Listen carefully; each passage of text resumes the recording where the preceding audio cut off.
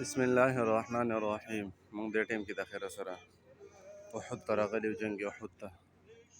دا چې کومه غونډۍ باندې موږ ولاړ یو، دې ته جبل رومات وایي. چې دې باندې نبي علیه الصلاة وسلام 50 صحابه کرام رضی الله عنهم اجمعین تیر انداز غسې ویشتونکي صحابه کرام په دې ځای باندې مقرر کړي وو. دغه میدان دی،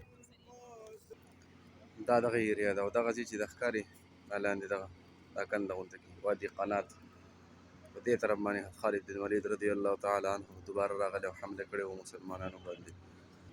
او دې د مخامخ چې دا کوم جومات جوړ شوی دی د جامع والا د متکلم د قول مطابق چې دا دیس کې نبي علیه السلام هغه صفونه برابروله د صحابه کرامو، هغه تورې مورې هر څه برابروله، او مخامخ چې ښکاري دا شهدا د احد دي صحابه کرام رضی الله عنهم اجمعین. او دا میدان لږ اخوا دی، او دا مخامخ چې کوم غرونه ښکاري دی دا ټول هغه احد غرونه دي، دا ټول احد غرونه دي.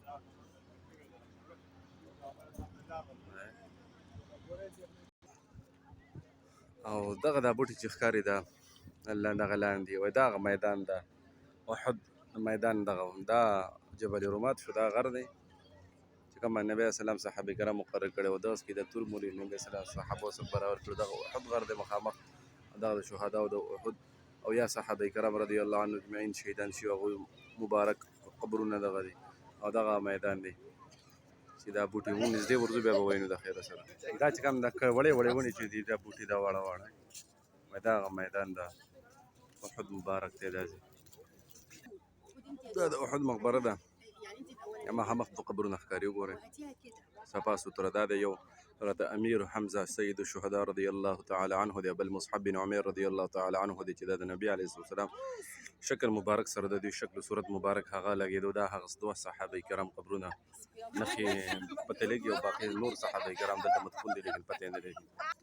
او دا د احد غر مبارک دی، څنګه چې حدیث کې راځي د بخاري په روایت کې چې کوم سړی د جنازې لمونځ وکړي هغه ته 1 قرات ثواب میلاویږي، او څوک چې د جنازې نه پس کفن دفن کې مشرک شي هغه ته 2 قراته ثواب میلاویږي. او بیا نبی علیه السلام فرمایل چې احد قرات چې دی هغه په مثال د غر د احد عمره دومره دی. نو دا قرات دی، ګوره د احد غر دی، دا دی وروره یو، دا ګوره دا ټول غر وایي دا احد غر دی.